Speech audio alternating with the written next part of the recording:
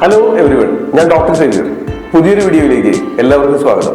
ഇന്നത്തെ വീഡിയോയിൽ dust allergy, അതുപോലെ സൈനസൈറ്റിസ്, ഇത്തരം രോഗാവസ്ഥകളിൽ നമുക്ക് അനുഭവപ്പെടുന്ന തുടർച്ചയായ തുമ്മൽ, രാവിലെ എഴുന്നേറ്റ ഉടനെ തുടർച്ചയായി തുമ്മുക, കുളി കഴിഞ്ഞ ഉടനെ തുടർച്ചയായി തുമ്മൽ, പൊടിയടിച്ചാൽ തുമ്മൽ അനുഭവപ്പെടുക, കൂടാതെ ഇതിനോടൊപ്പം തന്നെ മൂക്കിലും തൊണ്ടയിലും ചൊറിച്ചിൽ അനുഭവപ്പെടുക, കണ്ണിൽ ചൊറിച്ചിലും ചുവപ്പ് നിറവും ഒപ്പം തന്നെ അതിയായ കണ്ണീർ വാർച്ചയും, ഇത്തരം രോഗാവസ്ഥകളിൽ നാം ശ്രദ്ധിക്കേണ്ട കാര്യങ്ങളാണ് ഇന്നത്തെ വീഡിയോയിൽ പ്രതിപാദിക്കുന്നത്.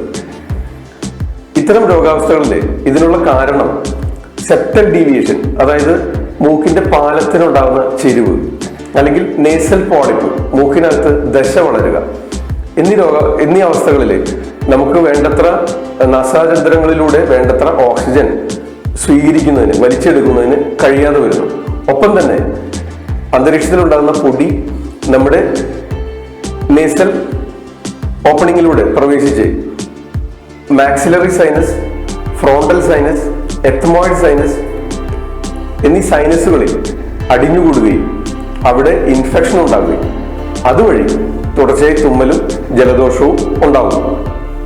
ഇതിനെ ആയുർവേദത്തിൽ പ്രതിശ്യായം അല്ലെങ്കിൽ പീനസം എന്നീ പേരുകളിൽ വിളിക്കപ്പെട്ടിരിക്കുന്നു.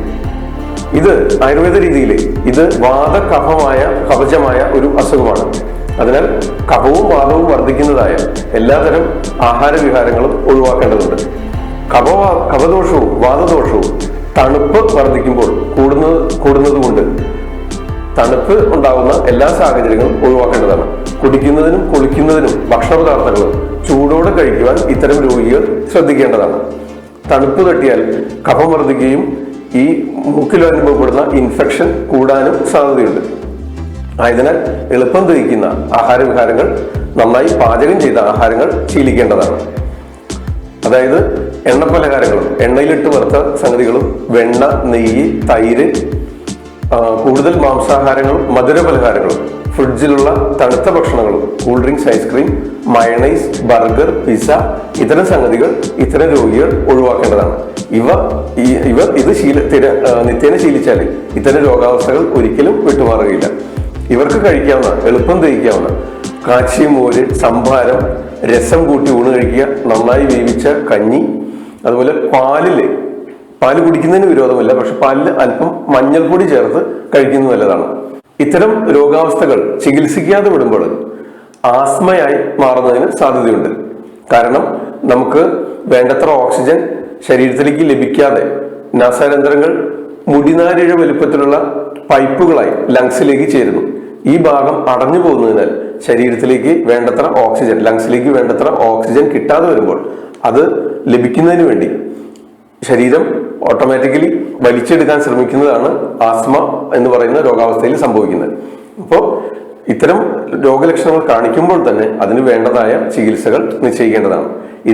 ഇതിനായി അനുയോജ്യമായ തലയ്ക്കെണ്ണ, തലയിലെ എണ്ണ തേച്ച് കുളിക്കുക, അതിൽ നസ്യം ചെയ്യുക, അതുപോലെ സൈഡ് എഫക്റ്റ് കൂടാത്ത ആയുർവേദ ഔഷധങ്ങളും ഉണ്ട്.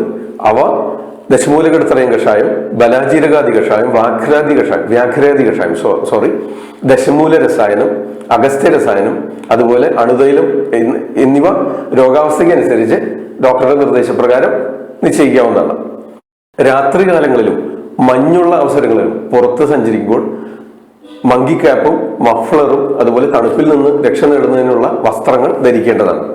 മുഖം കഴുകുന്നതിനും പല്ല് തേച്ച് വായ കഴുകുന്നതിന് പോലും ചൂടുവെള്ളം ഉപയോഗിക്കുന്നത് ഉത്തമമായിരിക്കും. കാരണം ഇവർക്ക് കഫം വർദ്ധിക്കാനുള്ള എല്ലാ സാഹചര്യങ്ങളും ഒഴിവാക്കേണ്ടതുണ്ട്. ഇത്തരം അറിവുകൾ നിങ്ങൾക്ക് പ്രയോജനപ്പെടുമെന്ന് വിചാരിക്കുന്നു. വീഡിയോ ഇഷ്ടമായെങ്കിൽ ലൈക്ക് ചെയ്യുക, മറ്റുള്ളവരുടെ അറിവിലേക്കായി ഷെയർ ചെയ്യുമല്ലോ. നന്ദി, നമസ്കാരം. കൂടുതൽ വിവരങ്ങളുമായി അടുത്ത വീഡിയോയിൽ കാണാം. ആദ്യം ആയുർവേദം.